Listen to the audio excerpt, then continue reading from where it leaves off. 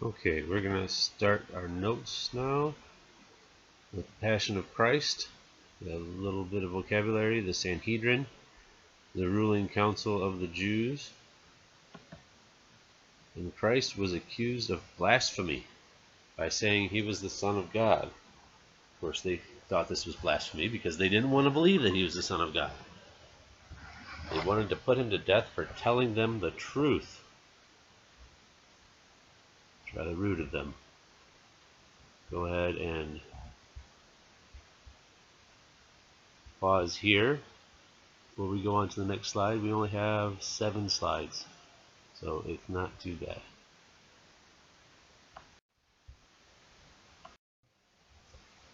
There, let me go back to this one.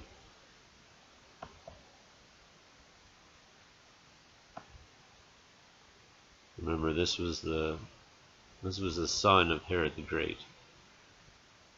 And he's the one that had John the Baptist beheaded and put his head on a silver platter for his stepdaughter.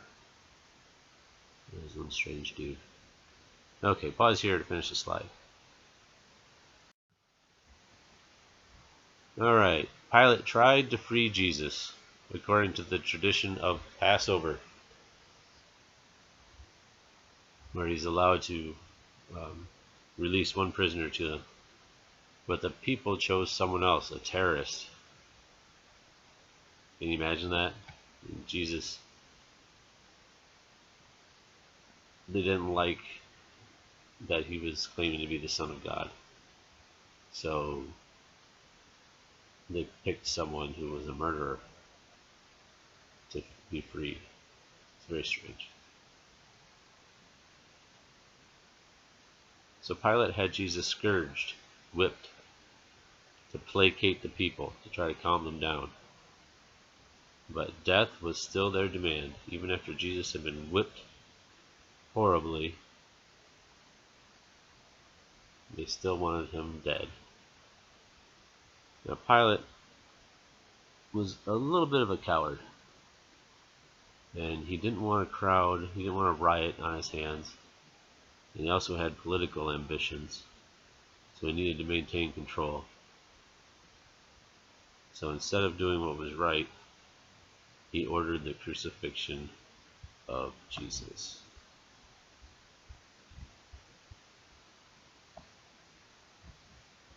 Pause here.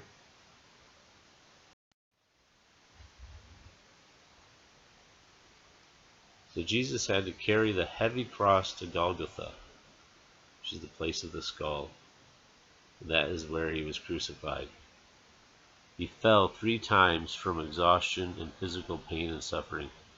I mean, try to imagine that. He'd just been whipped horribly. He probably hasn't eaten or drank anything for a long time. He's been treated cruelly, and now he has to carry this heavy cross that is going to be his death sentence. It's amazing that he was able to do it at all. And then he was nailed to the cross through his hands and feet. And there's some people that say that that isn't possible, and that his body would have torn itself apart. But there's a couple of different ways of understanding this. First, a simple way is that Jesus was first tied to the cross, which was the traditional way of doing it, and then they nailed his hands and feet. So the ropes were holding him up so that his hands and feet wouldn't tear away from the nails. It's horrifying. Another way of looking at it, which is a little bit deeper and a lot sadder, is if we remember that Jesus was sacrificing himself on the cross for our sins. So it wasn't nails, it wasn't ropes that kept him on the cross. It was our sin. He was attached to that cross because of our sins. He died for our sins. So all that suffering was a result of us sinning. Not just the sins of the past, but the sins of the present and the sins of the future. So our sins kept him on that cross. We need to remember that. Try to do our best to lead a sinless life, to lessen the pain of Jesus on that cross throughout time. Okay, pause here if you need to finish up. So how do we know the good thief is a saint? Why do we call him a saint? He was a thief after all. Well, the definition of a saint is someone who has made it into heaven. And Jesus said that he was going to see him in heaven. So Jesus is the one that declared him a saint. That's a pretty easy one. Okay, now we have some vocabulary. The crucifixion. Basically, the crucifixion is really, really horrible way to die. The prisoners are able to have their feet on that little post, and as long as they have some strength in their legs and their arms, they're able to keep themselves upright. But then as their muscles weaken, they start to lean forward, and if you put yourself up against the wall and hold your wrists against the wall and lean forward, you can already